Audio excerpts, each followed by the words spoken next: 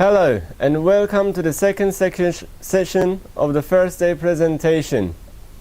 In the second session, we are hosting Professor Abbasi, Professor Abbasoglu, Professor Arıkan, and Professor Yasin. To make the first presentation in this session, I'm inviting Professor Aykut Arıkan to deliver his presentation. Thank you very much. Distinguished guests, it is my pleasure to be here today with you.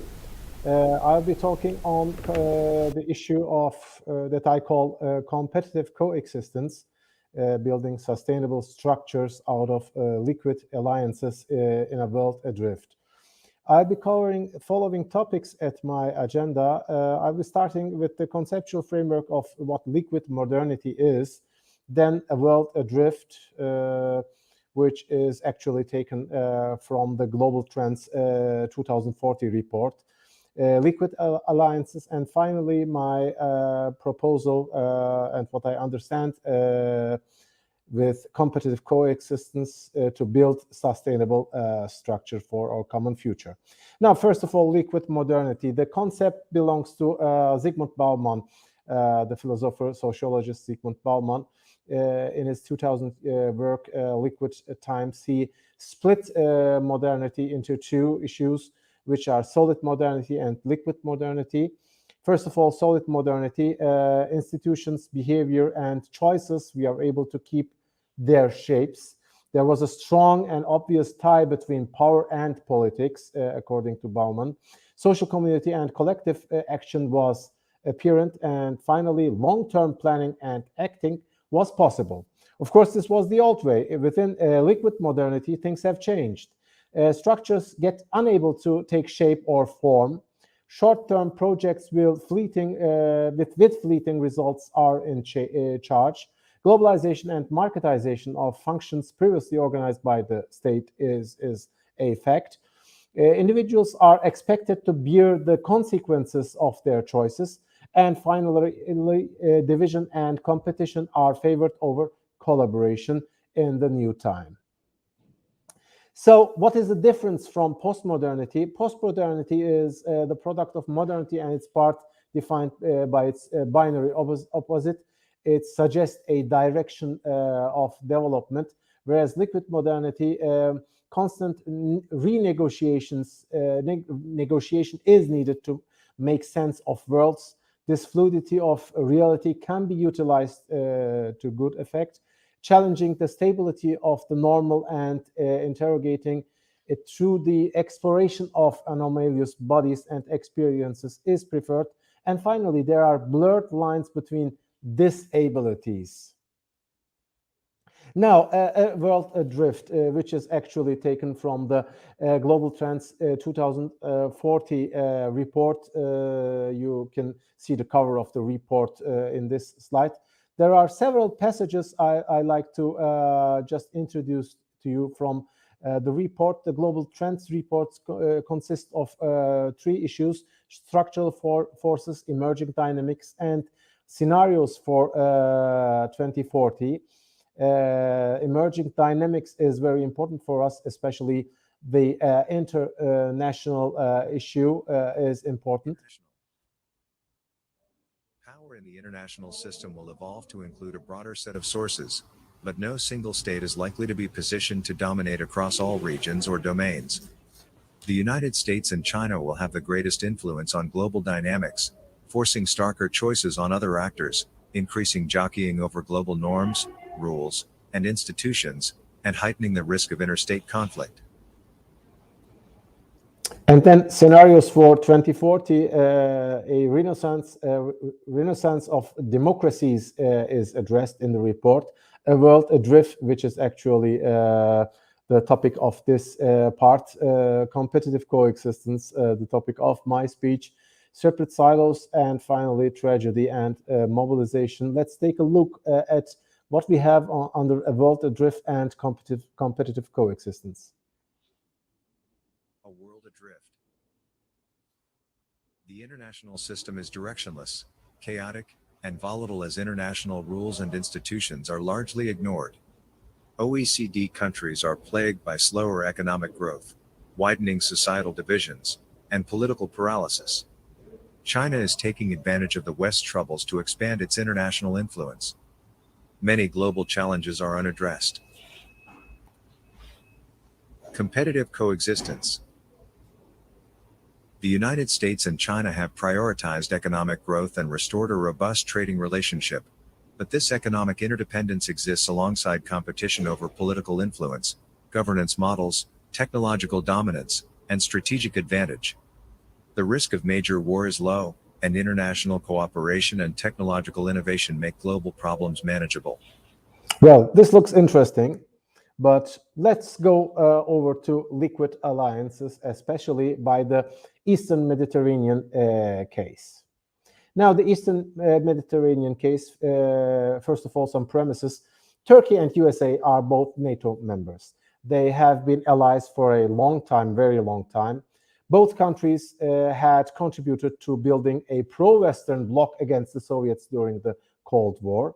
They had been fighting together in the Korean War, and finally they were members of the alliance against Saddam Hussein in the 90s.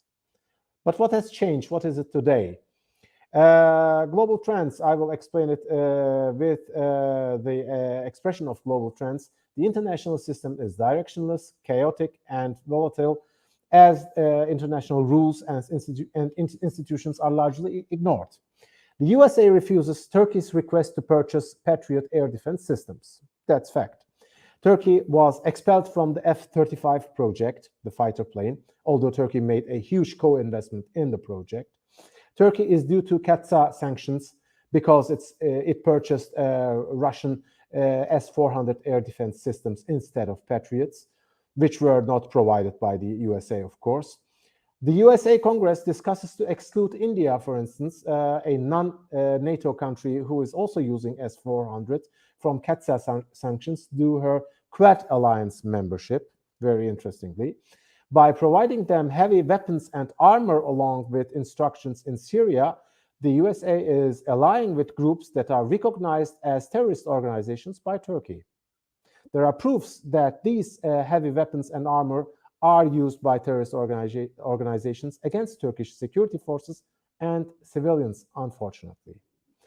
Now, let's regard this from the liquid alliances point of view.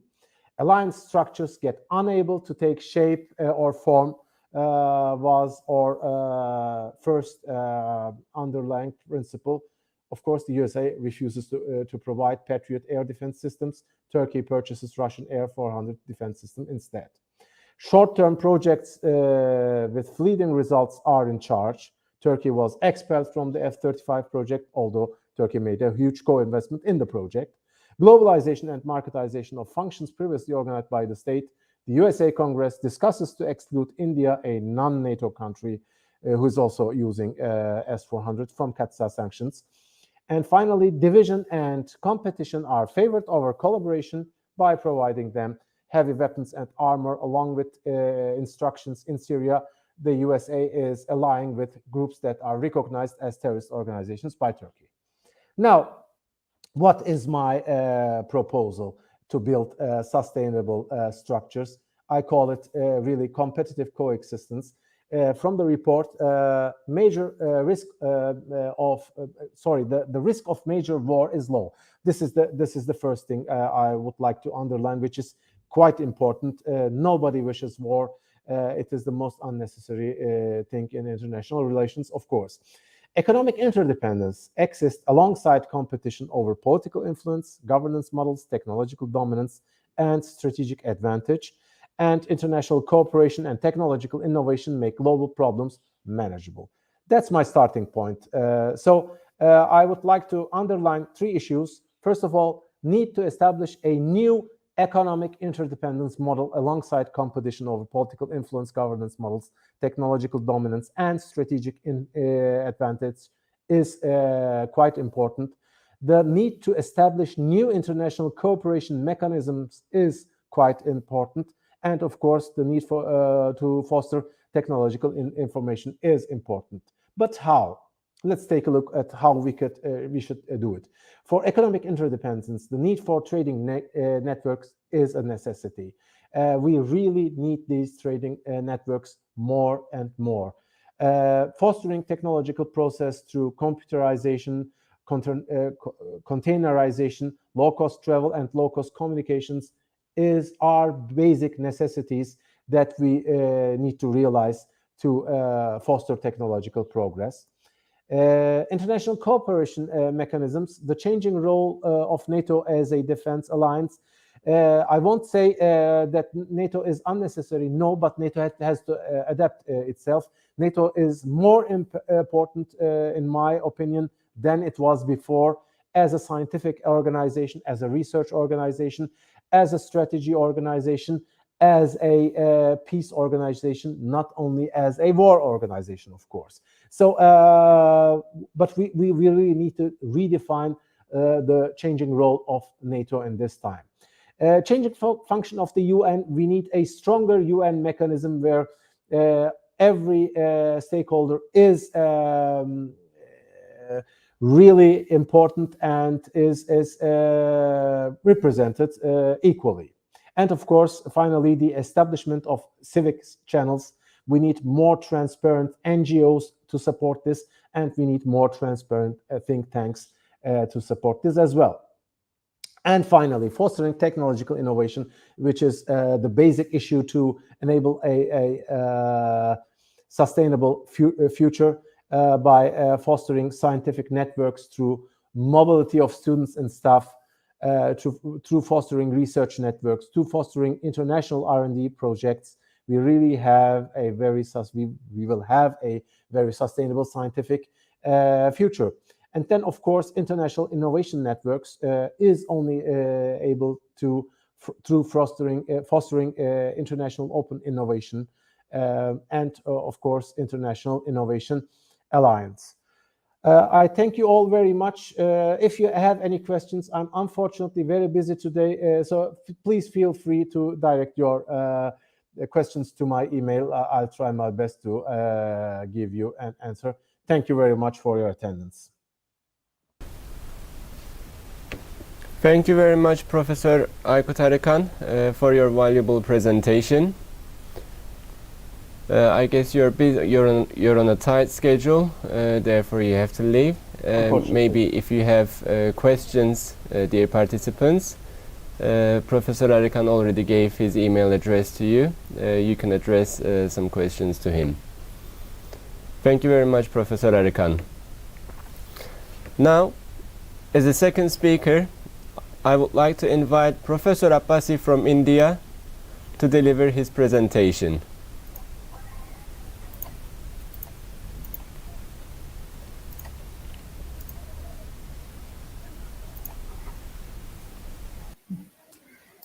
Well, at the very outset, I must express my very deep sense of gratitude to Professor Hussain Okchekush and the other members of the organizing committee for giving me this wonderful opportunity to be addressing a very august gathering of scientists like this conference has gathered. How sustainable is the sustainability dream? This is a presentation shared by me and my colleague, co-author, Dr. Tasneem Abbasi. I will initiate the presentation. Some point of time she will take over, then I will get back again. The UN COP26 is going on. We are all following its course. And we all know that a lot of heat is being generated with allegations and counter-allegations, accusations and counter-accusations, claims and counter-claims. And the debate on who is the bigger sinner, who has thrown more stones, and who should atone for the climate crimes, and who should foot the bill, and so on and so forth. And the newsrooms of all over the world are heated by this controversy. But one thing, but on some issues, there is a total consensus from the outset. And those issues are: one, Climate change is causing terrible impacts. It has to be halted. Nobody is disputing it. If this is not done in time, the humankind is doomed. This also everybody from Biden down is accepting. An equally important third aspect of consensus is that en masse shift from fossil fuels to renewable energy is the only way out. As I said, differences exist in other details, but there is total global consensus. Perhaps for the first time, it is so all-pervasive that climate change has to be halted. It's a question of our existence, and the only way out is shifting from fossil fuels to renewable energy.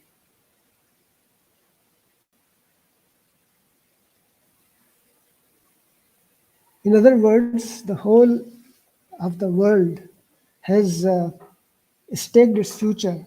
All of us in this planet have staked our futures on one aspect, renewable energy. And the world is proceeding with the belief that renewable energy is the solution of the global problems that we are facing. My question is it really so? And this is the question around which this presentation is built. How sustainable is the sustainability dream? At present, as we all know, about 12% of all energy consumed globally is from renewable energy sources. And that covers the gamut: biomass, geothermal, solar, hydro, wind, biofuels, wave, tide, ocean thermal, and so on. Of all these renewable energy sources, which is a mere 12% of the global energy basket, lion's share is of hydropower, large hydropower. Now, I'm sure you would recall that there was a few years back, large hydropower was removed, though it was a renewable energy for sure. It was not considered clean energy, and it was not spoken along with the renewable energy sources. As my colleague Dr. Tasneem would be recapitulating soon, large hydropower, though decidedly renewable, is far from clean, far from carbon neutral, and far from acceptable as an alternative to global warming. But we have brought it back into the energy basket and we count it as a renewable energy simply due to the fact that but for it, the size of the renewable energy in the global energy use would appear even more depressing than the 12% it presently is. Now, we are into 2021, and the world has planned to shift 50% to renewable energy within the coming 9 years by 2030, and a total removal in a few decades from then. What would happen if the world shifts in such a large scale from fossil fuels to renewables? It is a plunge into the dark. Why? Because till now, renewable energy plants are nowhere near the size of the large-scale power plants. The few experiences that we have are limited to much smaller plants, and in some cases, very, very small experimental plants. But what will happen when we will take the plunge and we will shift large scale in a widespread fashion from the present fossil fuel era to renewable energy? My colleague Dr. Tasneem would address this question and present some of the scenarios. We have taken small hydro and wind energy as the examples. But whatever the prognostics, they would, as you can very easily see, apply to each and every renewable energy sources in different ways, different forms or the other.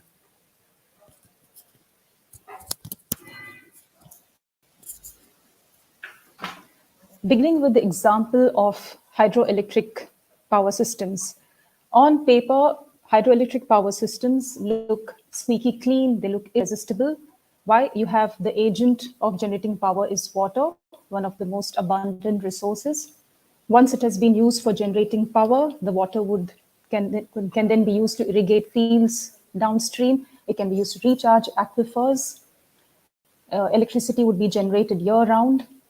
It could be used for a variety of other activities such as fisheries, recreation, etc.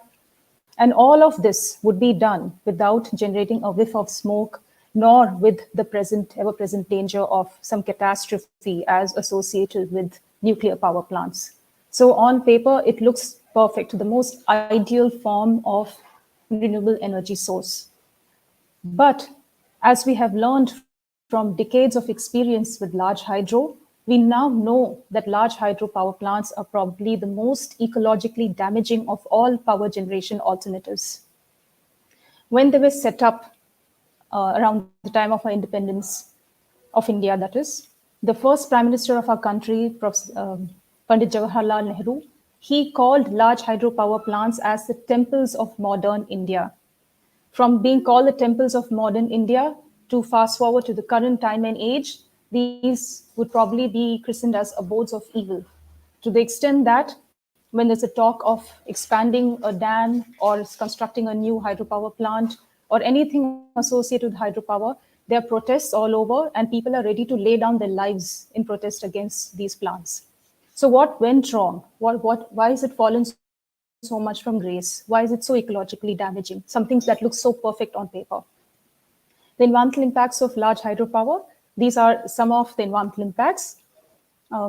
What it tends to cause is an alteration in the river flow. And this alteration in river flow causes increased evapotranspiration, seepage water losses, barriers to movement of aquatic organisms, leads to thermal stratification, changes in sediment loading and nutrient levels. There's loss of terrestrial habitat in order to construct the artificial lake. And there's a tendency towards eutrophication. It's enhanced and in not just the lake, but also the downstream stretches of the river. There's a disruption caused to the estuarine organisms because of the disruption, the mixing of salt water and fresh flow water. The nesting, mating, and other behaviors of riparian organisms are affected because of the construction of the reservoir, increased human activity. There is invariably deforestation and loss of wildlife at very, very large, significant scales. There's an increase in the incidence of waterborne diseases. And if you were to look at the social costs, the biggest social cost is probably the loss of habitation for those. So there's displacement of people on a very large scale. Perhaps what is not often talked about when we list out the environmental impacts of large hydropower plants is the generation of methane and nitrous oxides, very significant potent greenhouse gases from the reservoirs associated with hydropower plants. And in fact, some studies contend that per unit of electrical energy generated, the greenhouse gas emissions from hydropower projects is as much as, or maybe even larger than that of fossil fuel-based power plants. While there may be disagreement on the quantum of emissions, one thing is sure, all scientists agree that man-made reservoirs generate greenhouse gas emissions, which are not insignificant. They're quite substantial. And none of these were foreseen when large hydropower plants were set up in large capacities all around the world. Since then, of course, now we know large hydro is not the benign, gentle entity that we thought it to be. And so large hydro is no longer spoken about in those terms, but small hydro has replaced large hydro as a supposedly very clean form of renewable energy. Small hydro differs from large hydro in terms of scale. So small, mini, micro hydro systems, these are all referred to as small hydro systems. And the power generation capacity ranges from around 100 kilowatt to around 25 megawatt of small hydro. The world is embracing small hydro in a big way. We have China, which is leading with around 0.1 million turbines operating. Other Asian countries have also dabbled in it in very large, in a great manner. The Philippines has over 4 megawatt of power plants. European Union's installed capacity has exceeded 13,000 megawatt by now. And as per a World Energy Council estimate, the global installed capacity of small hydro should have crossed 60 gigawatts by now. So the world is going for it in a very big way. But is small hydro any better, a clean source of energy than large hydropower? The perception is certainly so that small hydro is very clean, totally clean source of energy, in fact. And even those scientists who contend that, yes, there could be some impacts of small hydro, but they couch it by saying that the impacts will be small and of no consequence because the scale of small hydro is small. And large hydro is the bad guy, but small hydro is the good guy. But is this really so? The perception of small hydro being clean versus reality. So there's no scientific evidence anywhere to prove that on a per kilowatt power generation basis, small hydro has any less adverse impacts than large hydro. And the belief that it is clean and eco-friendly compared to large hydro is essentially that. It's just a mere belief. And the reason why this belief persists is because even though small hydro is being increasingly used, still it's not reached that capacity, that scale of implementation as large hydro has reached. So whatever effects that we're seeing are small and far between. But what happens when we adopt large hydro in a scale to match the capacity of large hydro? We need several small hydropower plants to generate as much power as you could generate from one large hydropower plant. And what we can see based on fundamentals of ecology and hydrology, similar that we saw in the case of large hydro, the environmental impacts associated with large hydro are going to be as much in a per kilowatt generated of large hydro, of small hydro as much as large hydro. So among the factors to consider making comparison is the following. This we have already covered in the kind of impacts that large hydro has, but what is extra special to small hydro is this. Storage, because of small hydro, the storage is a problem, so we need to construct several more such storage reservoirs compared to large hydro.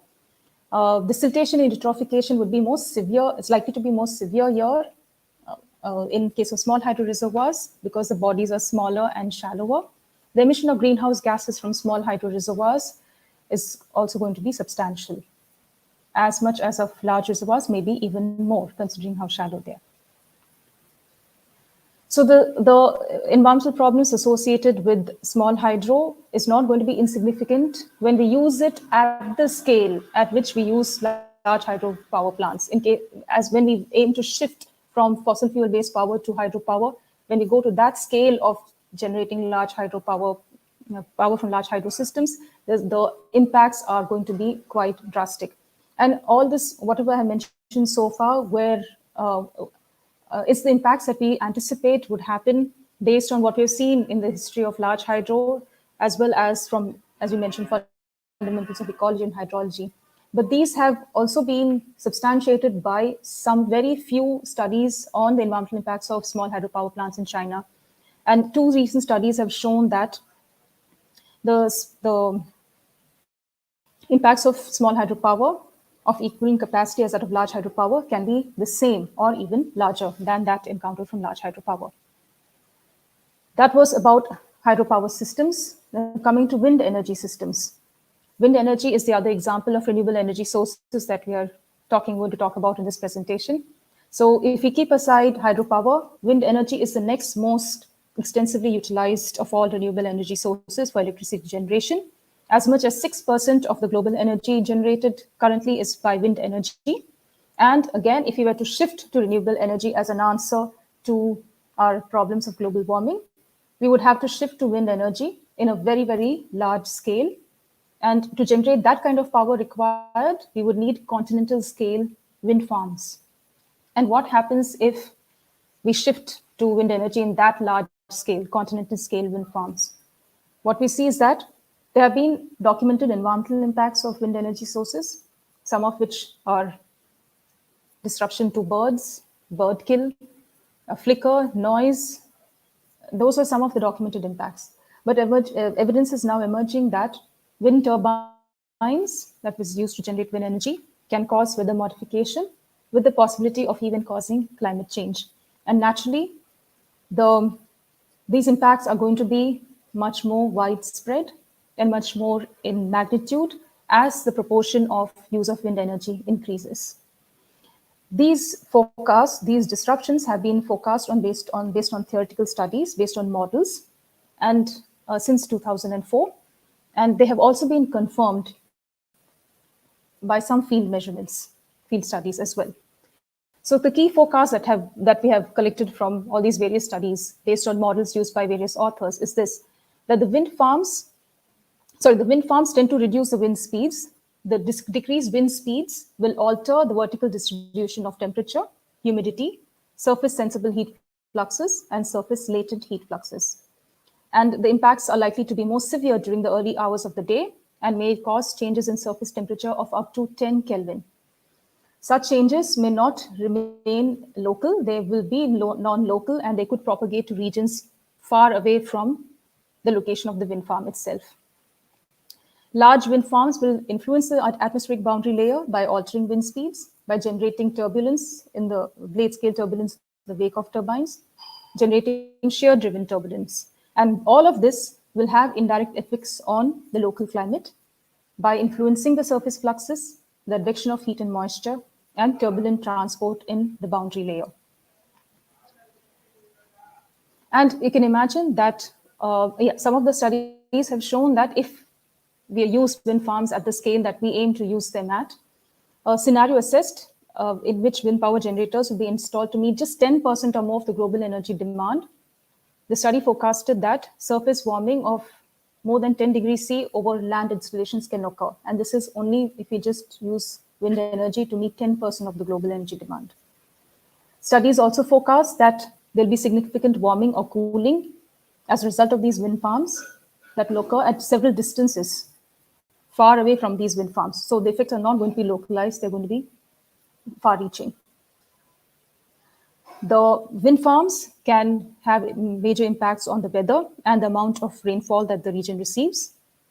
And if you use large-scale, continental-scale wind farms, more widespread manner, there's going to be an impact on distribution of rainfall and cloud. So those were projections made from models.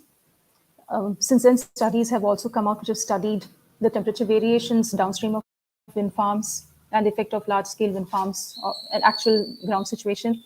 And some of these studies have reported that those regions which are downwind south and east of the wind farms are warmer than those west of the wind farms. And the extent of warming varies from 4 to 8 degrees Celsius. And at a wind farm in Inner Mongolia, studies have found that drought has been found to develop much faster in those regions which had wind turbines operating. There have been other studies also which have shown that there's been significant changes in the downstream temperature of the wind, changes in the humidity as a result of these wind farms. So that was the impacts of wind and hydroelectric power systems, which is clearly showing that the impacts are not insignificant. So the question then comes is, what about other renewable sources? Surely they would be not having these problems associated with them. But whatever form of renewable energy source that we look at, solar, geothermal, biomass, hydrogen, each and every known source of renewable energy has the potential to cause adverse environmental impacts, especially when we aim to substitute power generated from fossil fuels by generating power using renewables at that same level of scale. The impacts are probably of the unknown variety and much more significant and probably much more dangerous, with a tendency to cause far more macro scale impacts than caused by fossil fuel burning. So in short, using renewable energy sources to meet the current or projected energy demands may have adverse impacts as severe or worse than caused by excessive fossil fuel use. But this is absolutely not to suggest in any way that the world should persist with fossil fuel use. No, that is absolutely not the solution. And it cannot persist. So what is the solution then? The solution is something which is not very palatable or not welcome for most of the world's economy. and that is to reduce energy consumption very, very drastically. There's no other way to do this. Can we have clean energy and clean production? Can we have technology? Can we have sustainable development? All of it comes back to this clean energy, clean production. Now we know that we can at the most reduce the burden on the environment when we consume energy and resources, but we can never we can never eliminate the pollution. We can never eliminate the burden to the environment. We have the laws of thermodynamics, which dictate that there will always be a waste associated with energy use. Pollution is an inevitable fallout of material and energy consumption and utilization. So these fundamentals are not going to change if we substitute fossil fuels with renewable energy technologies. Even if we make them carbon neutral, carbon free, it's not going to alter this very basic fact. So then what is the solution? Switching to renewable energy is not going to solve the problems of eco-degradation. It's not going to make the world sustainable as long as we continue to consume energy at the rate at which we're consuming. As long as we aim for development, which is very energy and resource intensive, as long as we continue doing that, there is no hope. We are substituting a known devil with an unknown devil when we talk of the scales that we are aiming for.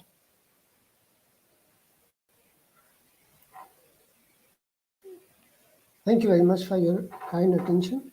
If there is any question, we would be very pleased to address them. Thank you very much for your valuable contributions, Professors Tasnem Abbasi and Professor Abbas Abbasi. You are welcome. If there are any questions, we can take the questions.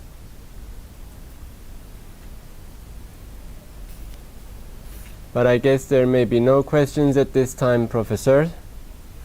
So maybe towards the end of this session, if we have any questions, we will forward them to you. Once again, thank you very much for this and wish the conference a great success. Okay, thank you very much for joining, Professor Abbasi. Thank you. Okay, now as our third speaker, I would like to invite Professor Dr. Serkan Abbasoğlu to deliver his presentation.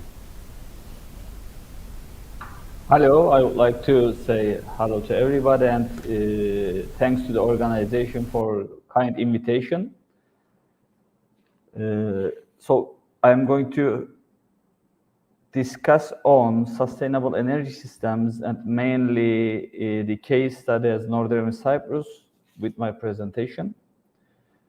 As you know very well, and as Dr. Abbasi discussed, we are aware of that in a few days ago in Glasgow, an important meeting is carried out where we discuss, all the world is discussing the climate change. And it's now accepted by nearly all the experts that anthropogenic carbon emissions are the most known actor on this climate change problem.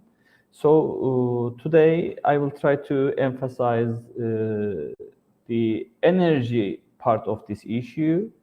And in the introduction part, I would like to concentrate on global position that we are now. Then in the second section, I will talk on the energy systems in Northern Cyprus. And then we will discuss the variation or trends of energy systems in the island. And finally, I will try to discuss on some case studies that are applied on sustainable energy systems in Northern Cyprus.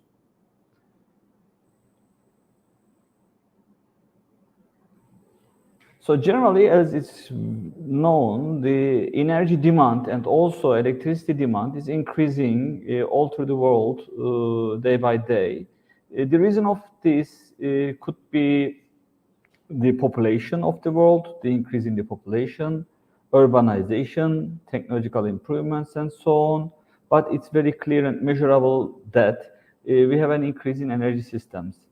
And we know that the dependence on fossil fuels is a reality all over the world.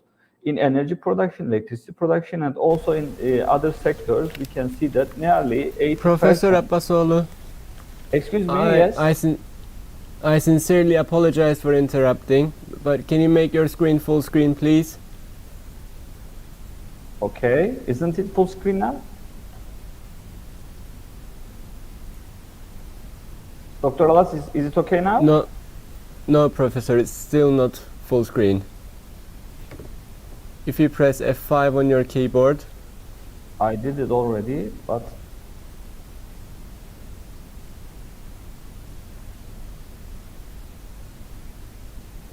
on my side it looks okay, Dr. Alas. No, we're still seeing it. Let me stop sharing and reshare it, please. Mm-hmm. Just a minute, please.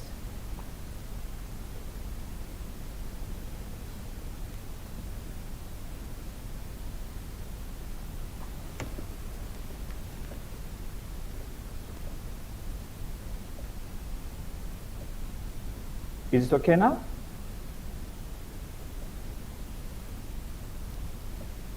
Yes, if you can make it full screen, Professor. It's full screen on my side. Or On try my at the screen. bottom right corner of the window.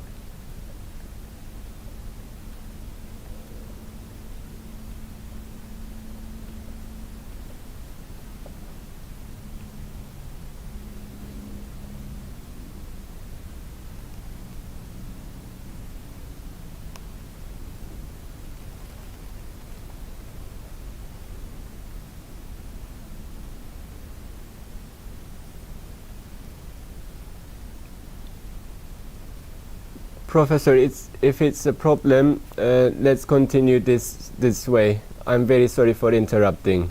No, it's okay. Just let me try once more.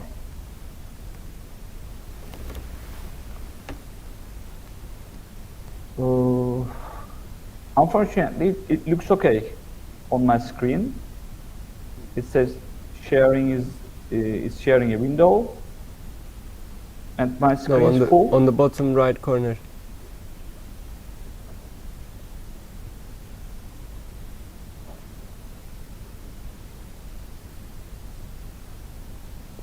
Okay, that's fine, Professor. If you want, let's continue this way. Unfortunately, it cannot be changed. Okay, that's okay, Professor. I sincerely apologize for interrupting. No, it's okay. It's okay. Okay, so it's very clear that owing to the increase in energy sources, demand on energy sources, and also dependence on fossil fuels, which are not totally sustainable. I will share some values in coming slides. We need to have some sustainable energy alternatives in order to replace these fossil fuels, or otherwise in order to increase the options in our energy mix. So here you can see in the figure that when you look at the electricity production now, the dependence on non-renewable fossil fuels and nuclear energy is nearly decreased from 90% to 70% at the time being. But same status is not reality in other sectors. So when you look at the total primary energy trends by fuel type, you can easily see that there is an increase in natural gas and renewables, where we have an important actor, as Dr. Abbasi mentioned a few minutes ago, hydroelectricity in the renewable portion, which is a discussion that if it is sustainable or not.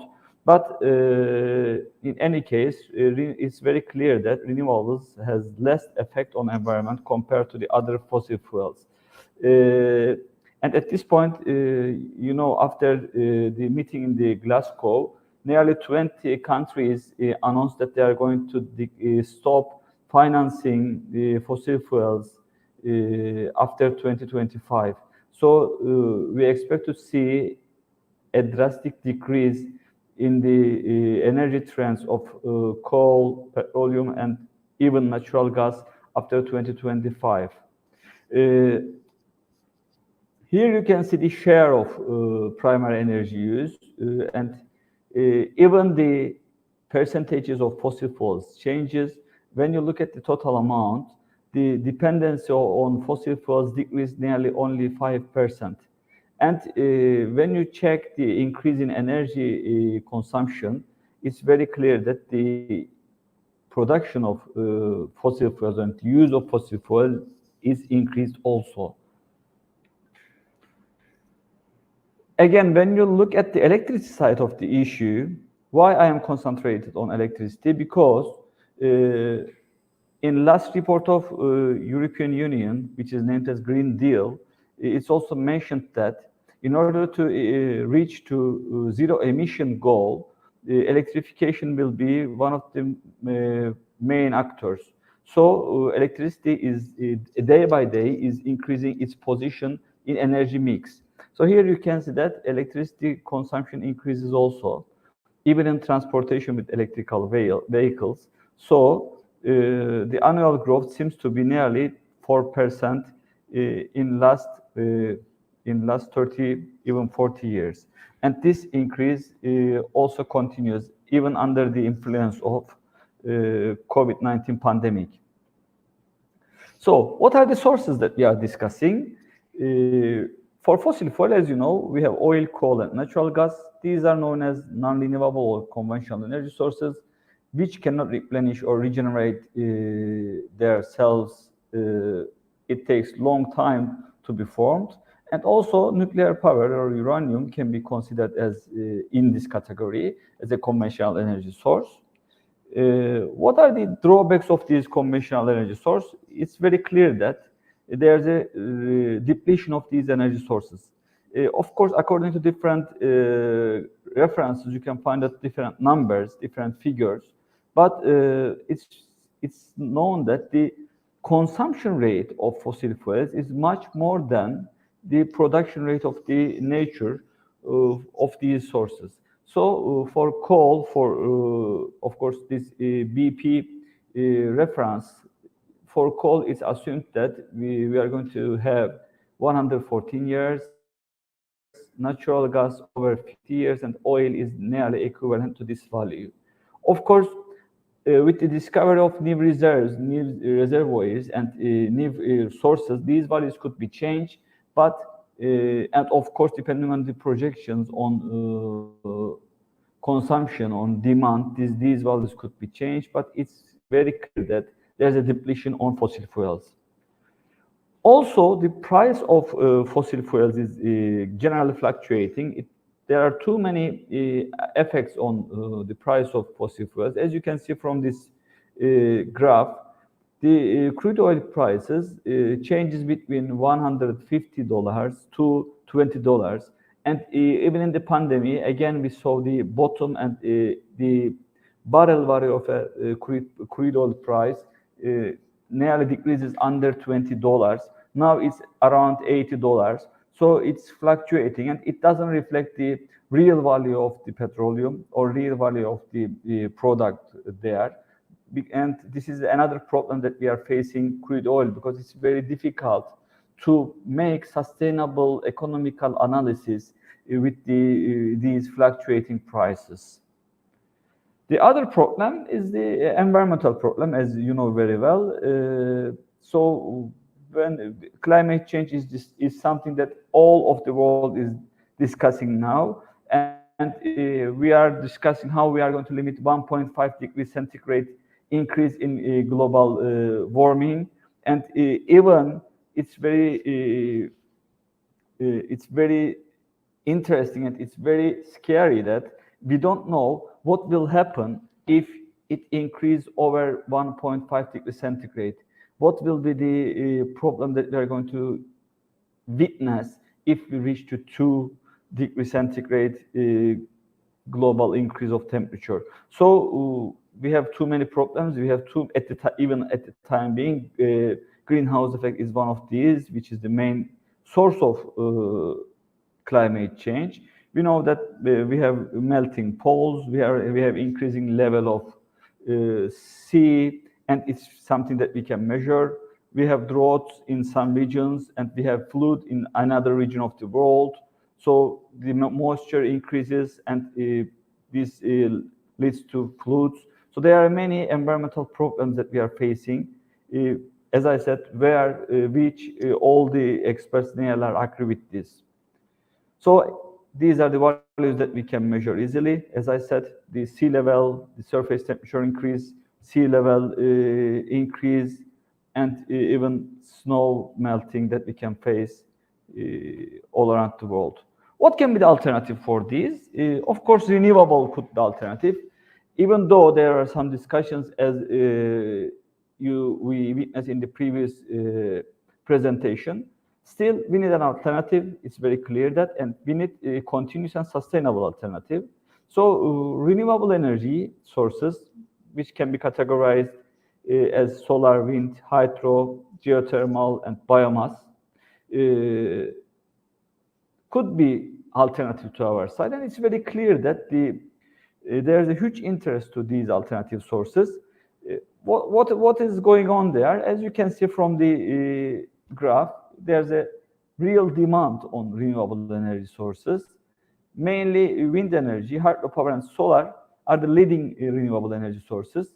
Nearly 3% of electricity production is done by solar energy now, and wind is around 7% of electricity production, where hydropower is around 15 to 16% of the whole electricity production.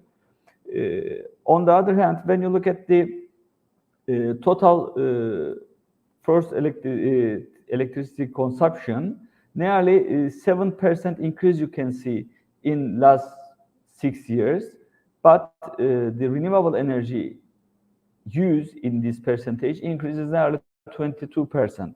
So it's very clear that there's a huge demand on renewable energy sources.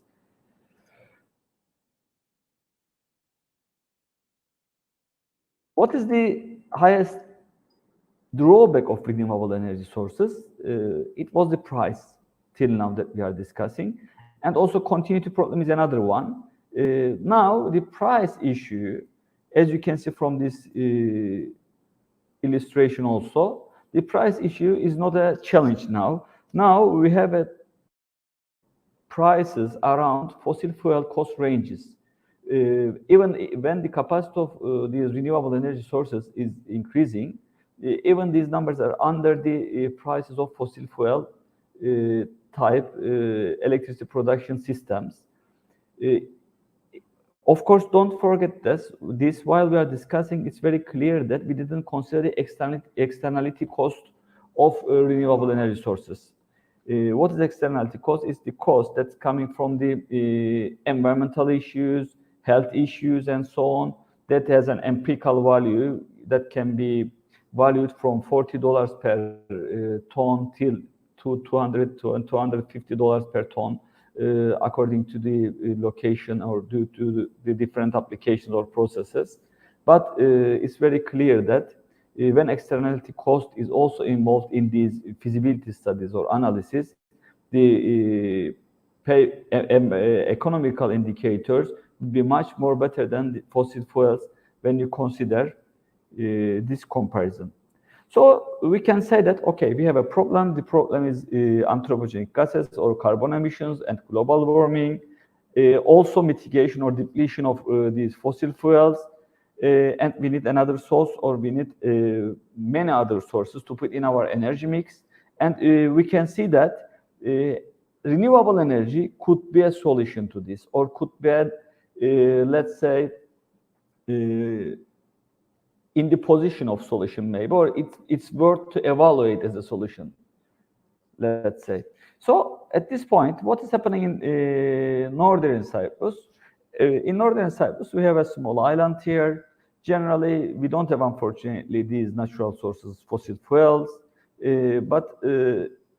and nearly we are dependent to these imported fossil fuels. In last 6 or 7 years, we have some solar energy installations, and this decreases this dependency a little, but still we are dependent on imported energy or fossil fuels. And nearly 55% of these important fossil fuels are used for electrification or electricity production. This is good, as we said at the beginning. According to the EU Green Deal, electrification is one of the important actors that will mitigate the carbon emissions. So in last 10 years, the electrification percentage increased from 45% to 55% in Northern Cyprus.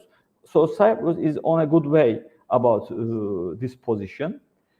But unfortunately, electrification is done by fossil fuels. So this will not be mainly the positive effect on the Green Deal or carbon emission goal of the world or Northern Cyprus. So at the end of the day, what we know that we have that amount of fossil fuel that we use in Northern Cyprus is increasing. And in last 5 years, we have 12% increase. So it's a huge value when you check it. And when you look from global world, and you know that fossil fuel has nearly 3% share in electricity mix of electricity production. So it looks that this is not a sustainable position of Northern Cyprus. So Northern Cyprus looks for sustainable solutions also for energy issue.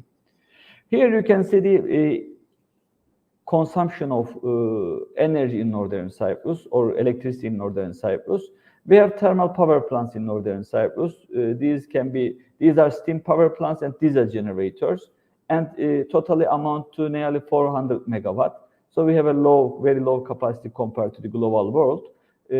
But of course, this is an increasing trend. So somehow we need to have a solution, and we need to have a continuous and sustainable solution for Northern Cyprus electricity issue.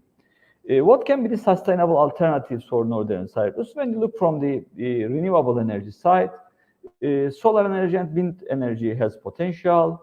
So we don't have geothermal sources. We are not nearby any ocean. So tidal energy is not a possibility for us.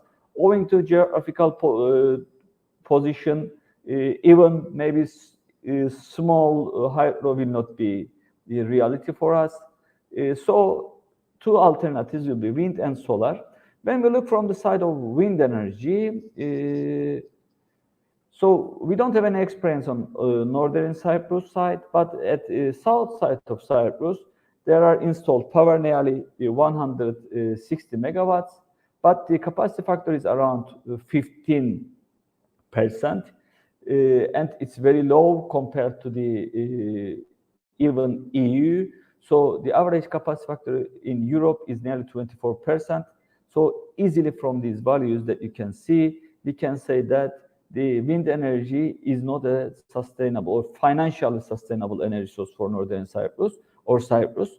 On the other hand, when you look at the continuity issue also, as we have a small and isolated grid, the continuity problem of wind energy will cause some other problems like harmonics or frequency fluctuations. So it's not something that we would like to have in such a small grid.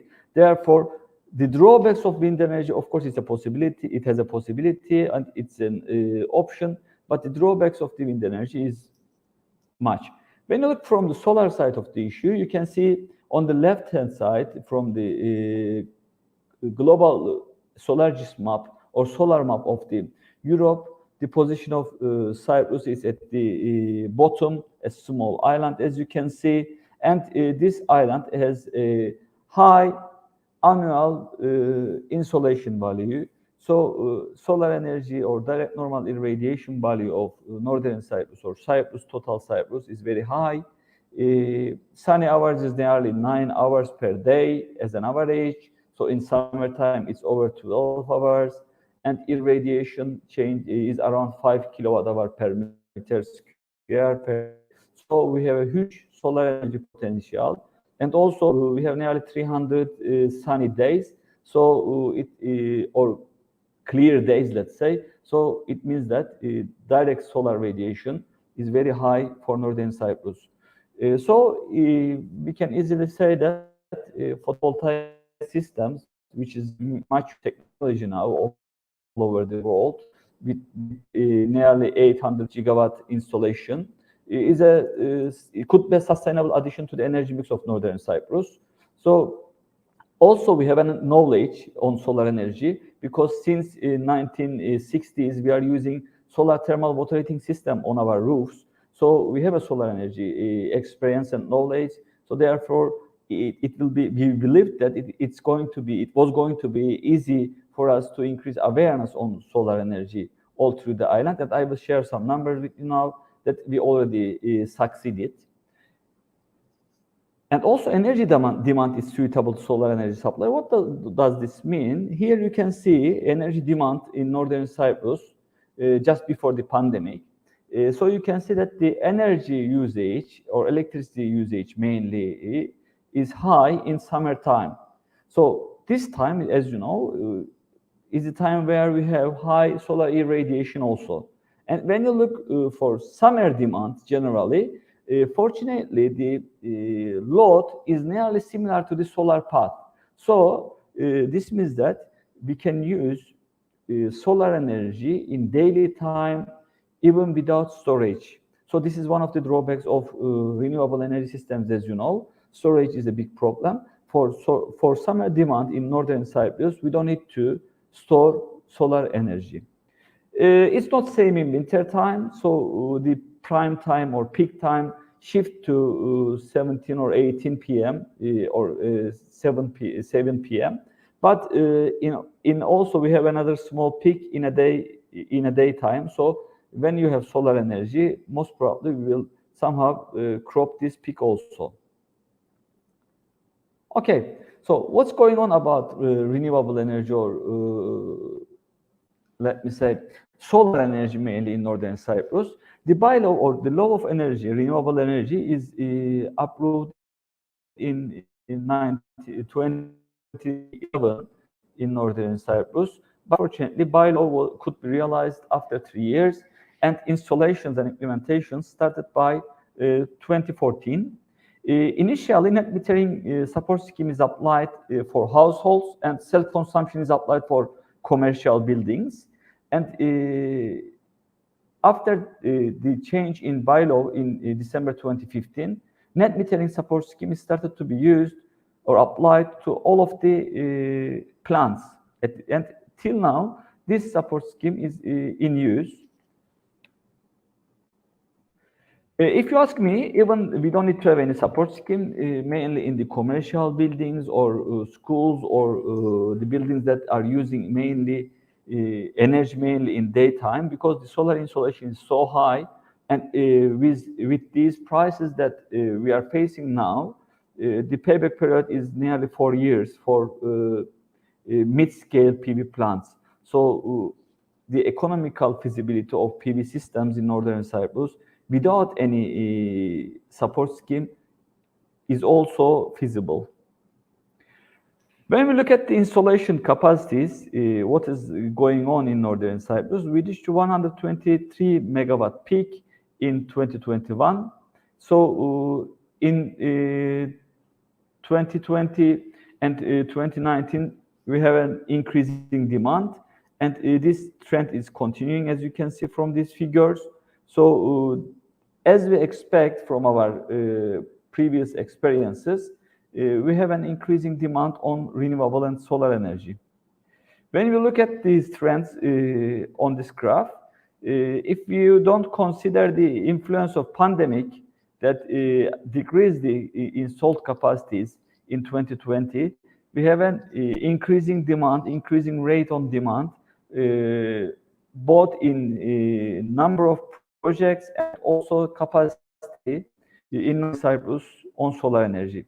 Here you can see we reach nearly 120 megawatt, we said.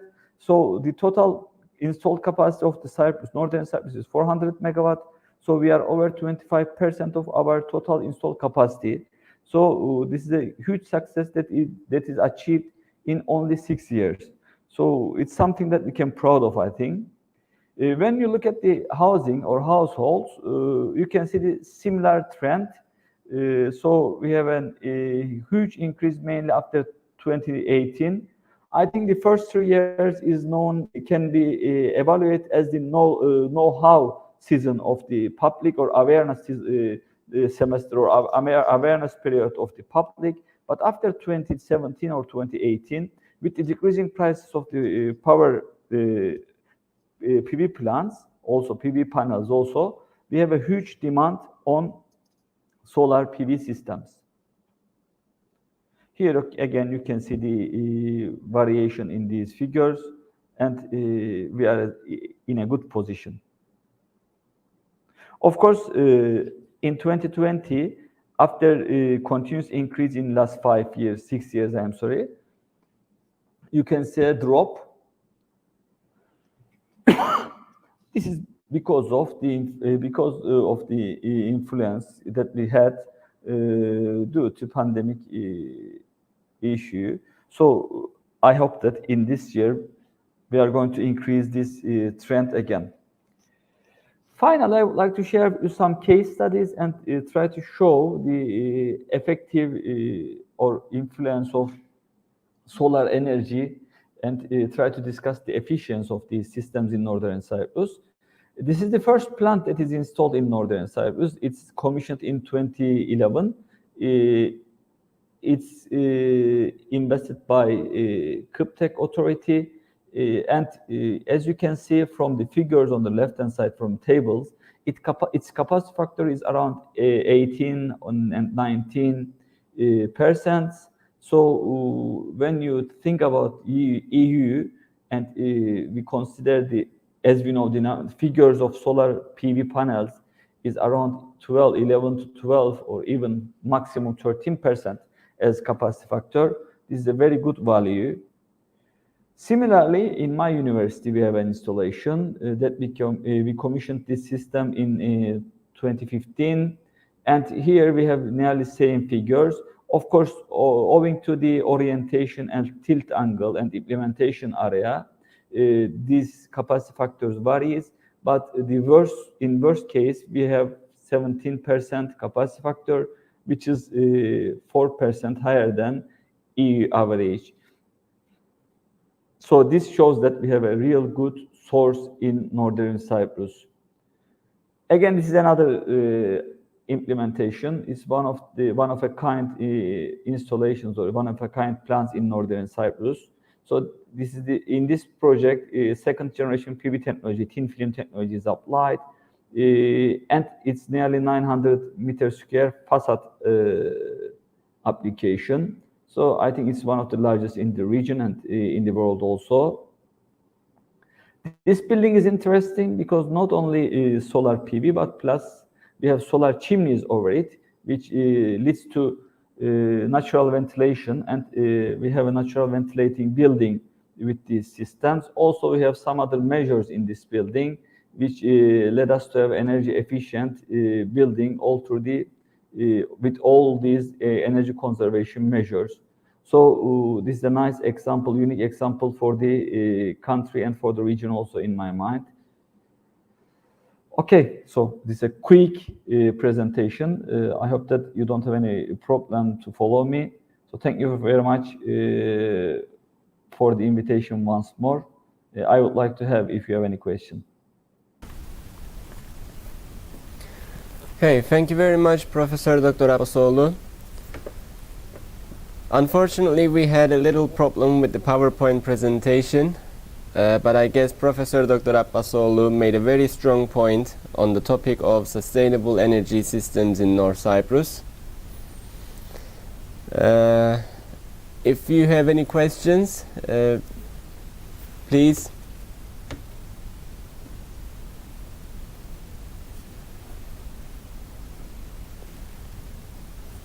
Okay, then it looks like we don't have any questions. I would like to thank to all the presenters in this session for their contributions, and if there are no questions, I announce the end of this session. Thank you very much for being with us.